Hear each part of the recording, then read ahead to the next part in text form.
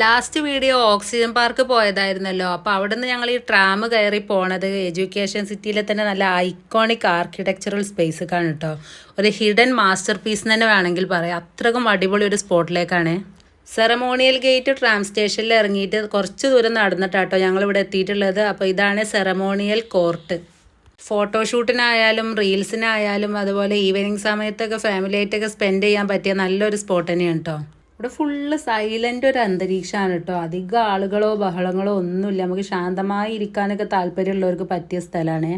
ഞങ്ങൾ പോയത് രാത്രി സമയത്തായതുകൊണ്ട് തന്നെ ആ ലൈറ്റിങ്ങും കാര്യങ്ങളൊക്കെ ആയിട്ട് ആ പൂളിലൊക്കെ റിഫ്ലക്റ്റ് ചെയ്ത് കാണാൻ നല്ലൊരു വൈബ് തന്നെയായിരുന്നു. ഏത് കോർണറിൽ നോക്കിയാലും ഫോട്ടോസിനും വീഡിയോസിനും ഒക്കെ പറ്റിയൊരു ബാക്ക്ഗ്രൗണ്ടാണ്.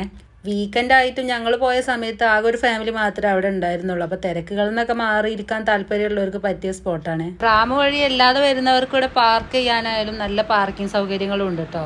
കുറച്ച് സമയമൊക്കെ ഞങ്ങൾ അവിടെ സ്പെൻഡ് ചെയ്ത് ഫോട്ടോസും വീഡിയോസും ഒക്കെ എടുത്തിട്ട് പിന്നെ കുട്ടികൾക്ക് അവിടെ കളിക്കാനുള്ള സംഭവങ്ങളൊന്നും ഇല്ലാത്തതുകൊണ്ട് വലിയ ഇൻട്രസ്റ്റ് ഇല്ലായിരുന്നു കൂടുതൽ സമയം അവിടെ ഇരിക്കാൻ. ഈ കാണുന്ന ഭാഗത്താണ് കേട്ടോ അവിടുത്തെ വാഷ്റൂമൊക്കെ വരുന്നത്. അവിടെ നിന്ന് ഞങ്ങൾ ഇറങ്ങിയിട്ട് ട്രാമിൽ കയറാൻ വേണ്ടി പോവുകയാണ് കേട്ടോ. ഞങ്ങളെ വണ്ടി പാർക്ക് ചെയ്തിട്ടുള്ളത് എഡ്യൂക്കേഷൻ സിറ്റി മോസ്കിൻ്റെ പാർക്കിങ്ങിലാണ്. അപ്പോൾ അവിടെ വരെ ട്രാമിൽ പോകേണ്ടി വരും. അപ്പോൾ പോണ വഴിയിലുള്ള വ്യൂ ആണ് ഇതൊക്കെ. നല്ല അടിപൊളിയായിട്ടുള്ള നടപ്പാതകളും അതുപോലെ തന്നെ ചെറിയ ചെറിയ പൂളുകളുണ്ട് എല്ലായിടത്തും.